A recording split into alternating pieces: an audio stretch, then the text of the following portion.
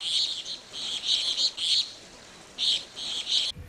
everyone, this is Erica from Confessions of a Homeschooler. Today I have a new lap book to share with you. This one is on the classics Heidi. This is one of my favorite stories growing up, and it's great for younger readers. I would say elementary level students for if you're going to use the classic starts version.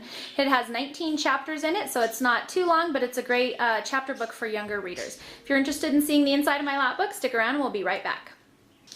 So here's the front of the lap book, and like my others, it's just a trifold lap book with a third panel inserted right here. This is just one side of a file folder, and then it's just attached at the top with a piece of clear packing tape. Like I mentioned, there are 19 chapters, so for every chapter there's a little mini book that your students can cut out, color, and then there's comprehension questions on each one that they can answer after reading their chapter.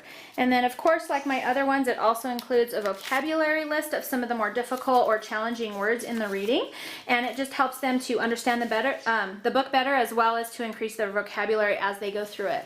So here's the inside.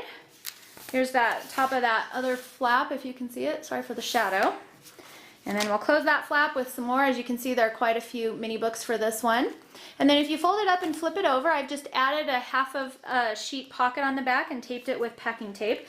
That allows for enough space for your reports to slide in here.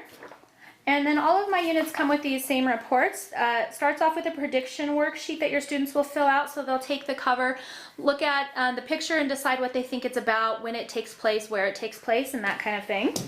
There's also this timeline sheet that they can do, and I just have my students either draw a picture or write something specific to just help remind them of major events that occur while they're reading through the story. There's also a fact worksheet, and that talks about the setting, the main plot, the main character, and their favorite thing. There's also a spot for an illustration. They'll learn what the terms protagonist and antagonist mean, what the main problem and solution are of the story.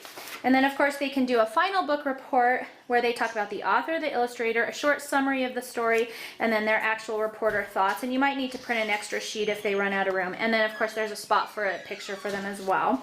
And then if you like to get a movie version of this, please feel free. This report is to help you out with that. It talks about the similarities, differences between both, and the characters that were chosen for the movie, if they go along with the ones they kind of created in their own imagination as reading through.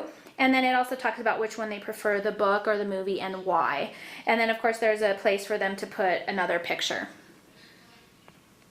So like I mentioned, I just store the reports in the back. It's a nice way to kind of keep everything all together when you're done reading. So of course all of my units also come with a teacher's manual that tells you what you need.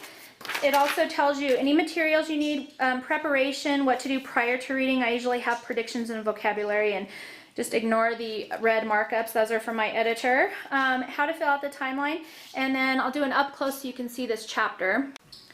So for each chapter, it tells you the title of the chapter, so you know what they're reading, how to prepare the mini book, which mini book to do, and then there's questions for all of their worksheets that correspond, like I mentioned, with the chapter they're reading. And then for your teacher's manual, there's also the answers to those questions, so you're not having to pre-read the chapters ahead of your students. But from this, you'll be able to tell if they at least got the meaning of the chapter and understood what they were reading.